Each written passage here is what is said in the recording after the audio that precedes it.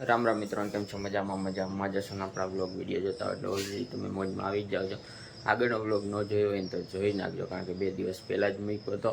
અને પાછું આપણે સ્ટાર્ટિંગ કરીએ અત્યારે સવારના પોરમાં 7:30 વાગે બ્લોગ. અને હવે નીકળવાનું છે, ચાર્જિંગ લઈ લીધું છે અને ડાયરેક્ટ ખરેડા નીકળીએ અને પછી ત્યાંથી જઈએ ટ્રીપમાં. તો નાસ્તો કરી લીધો છે, મસ્ત મજાનું એનું વાતાવરણ થઈ ગયું છે ચોમાસા જેવું, કારણ કે અત્યારમાં પોરમાં ઠંડુ વાતાવરણ થઈ ગયું એકદમ મસ્ત. તો કન્ટિન્યુ બ્લોગમાં બન્યા રહેજો. અને તમને એક ખાસ વસ્તુ બતાવું, જો માળો બનાવ્યો છે અહીં, જો ઉડીને જાય છે, જો બચ્ચું ઉડ્યું. એને મમ્મીએ સામે જોઈ છે અને બચ્ચું છે, નહીં દેખાય કદાચ, હવે દેખાય. એક આ રીતનો માળો બનાવ્યો છે અહીંયા.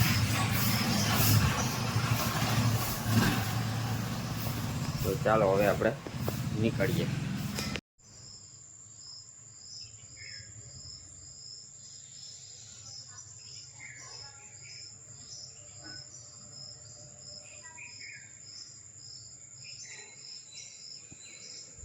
ફાઇનલી મિત્રો અત્યારે વાગી ગયા છે 5 અને ફાઇનલી આપણે દુકાને પહોંચી ગયા છે, એટલે કે ગોડાઉને આવી ગયો હું, કારણ કે ફેરીમાં તો વહેલો આવી ગયો હતો આજે.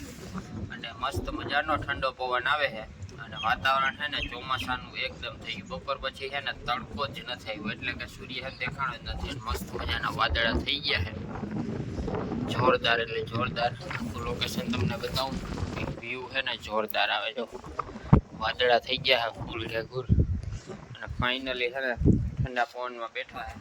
થોડી વાર પછી ગાડી ભરવી છે અને પછી આપણે નીકળવાનું છે કેશોદ બાજુ. કન્ટિન્યુ બ્લોગમાં બન્યા રહેજો. પવનનો અવાજ વધારે આવતો છે, મને એવું લાગે મારો અવાજ ઓછો આવતો હોય છે, તો કન્ટિન્યુ બ્લોગમાં બન્યા રહેજો.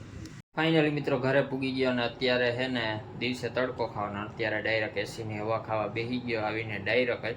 અને ભાઈ જ્યાં જોઈએ ને સોશિયલ મીડિયામાં અહીંયા અમદાવાદનું દુર્ઘટનાનો જે પ્લેન ક્રેશ થયું ને એની જ સમાચાર અને એના જ ન્યૂઝ નકરા. કોણ જીવે ને કોણ મરી ગયું ને કોણ ક્યાં છે ને શું છે ને આ તે ને એવું બધું સમાચાર હજી ચાલુ જ છે. અને બધી જ જે પણ લોકો એમાં મૃત્યુ પામ્યા એ બધાને શું કહેવાય, ભગવાન શાંતિ આપે એવી પ્રાર્થના. અને હજી તો 2 દિવસ કાલે થયું છે અને આજે પણ હજી ન્યૂઝમાં એ જ છે અને હજી થોડાક દિવસ રહેવાનું જ છે, કારણ કે ઘટના જ એવી બની છે કે બધાને હે ને આશ્ચર્યજનક થાય. કારણ કે ડાયરેક્ટ હજી તો લેન્ડ થયું ને ડાયરેક્ટ ટેક ઓફ થયું અને ડાયરેક્ટ ક્રેશ થઈ ગયું, એટલા માટે. અને એના લીધે ઘણા લોકો તો હોસ્ટેલમાં ટકરાણું, એના લીધે કેટલા તો નિર્દોષ લોકો એ પણ મરી ગયા, કારણ કે બધા નિર્દોષ જ કહેવાય આમ તો.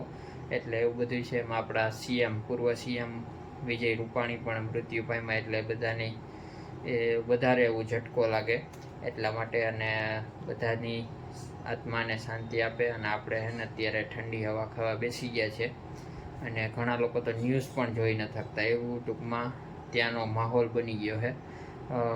બળીને રાખ થઈ ગયા ડાયરેક્ટ એવો બ્લાસ્ટ થયો છે. તો હવે આવી ક્યારેય ઘટના ન બને એ માટે પણ પ્રાર્થના કરીએ. તો કન્ટિન્યુ બ્લોગમાં બને રહેજો. જમવાનું બાકી છે ને વાગી ગયા 8:15 જેવું. તો ચાલો જમવાનું ડાયરેક્ટ બતાવું તમને. ફાઇનલી મિત્રો આપણી હોટ સીટ ઉપર બેસી ગયા છે, સ્લેબ મારી દીધો છે, એટલે વહેલા હાઈ નીકળ્યા. અને વાતાવરણ હમણાં તમને બતાવું, મસ્ત મજાનો વરસાદ આવે એવું.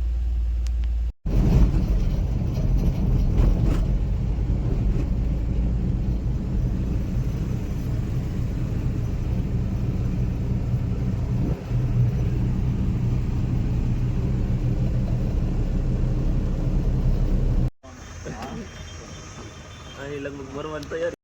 મારા હાથ આવવા દે, કઈ નહીં આવે. ફાઇનલી મિત્રો તો ઘરે ભૂગી ગયો અને અત્યારે વાગી ગયા છે 11:15 જેવું. અને બહુ મોડો પીયો, કારણ કે બહાર જમવા ગયા હતા દોસ્તાર બધા, એટલા માટે બહુ મોડો પી ગયો. અને અત્યારે હે ને ફૂલ થાકી ગયા. અને કાલે રવિવાર એટલે એમ તો કંઈ વાંધો નથી, પણ જવાનું તો છે ખરેડા, એટલે જોઈએ કાલે શું થાય શું નહીં. અને ચેનલમાં તમારા બધાને ખૂબ સારો એવો સપોર્ટ મળ્યો છે, કારણ કે 2 મહિના પછી પણ બ્લોગ ને રીલ્સ ને એવું નાખું છું તો પણ વ્યૂ સારામાં સારા આવે છે. એટલે આવો નવો સપોર્ટ બનાવી રાખજો. ચેનલમાં બન્યા રહેજો, લાઇક કરી દેજો, શેર કરી દેજો, કમેન્ટ કરી દેજો. અને હવે બ્લોગ આવશે કન્ટિન્યુ, તો ચેનલમાં બ્લોગ જોવાનું ભૂલતા નહીં. મળીએ એક નવા બ્લોગ સાથે, ત્યાં સુધી બધાને જય માતાજી.